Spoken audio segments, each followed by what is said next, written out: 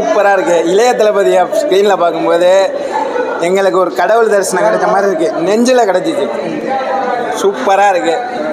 சச்சின் படத்தை ஒரு 20 வருஷத்துக்கு அப்புறம் ஸ்க்ரீனில் பார்க்கும்போது எப்படி போச்சு? புது படங்க. சச்சின் பழைய படம் இல்லை, இது இப்போ வந்த புது படம் மாதிரி இருக்குது.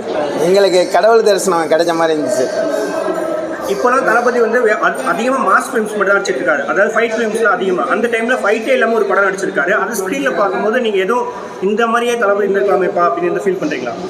தளபதி எப்படி நடித்தாலும் எங்களுக்கு பிடிக்கும். ஃபைட் சீன் நடித்தாலும் சரி, ஃபைட் சீன் நடிக்காமல் தளபதி ஸ்க்ரீனில் வந்தால் போதும் நம்மளுக்கு. அது போதும். அதுவே எங்களுக்கு ஒரு அதாவது கடவுளை பார்த்து நேராக தரிசித்த மாதிரி.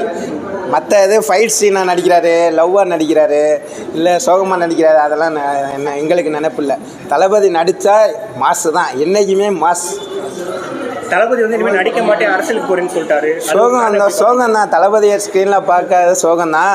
ஆனால் இன்னும் ஒரு 2 வருஷம் ஆச்சு நடிக்க வரணும். கண்டிப்பாக வருவார். அடுத்தது முதல்வரை உட்காந்துட்டு தான் வருவார்.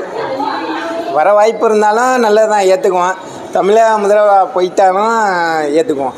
ஸ்க்ரீனில் வராட்டியும் பரவாயில்ல, நேரில் தமிழக முதல்வர் வந்தால் போதும் நம்மளுக்கு.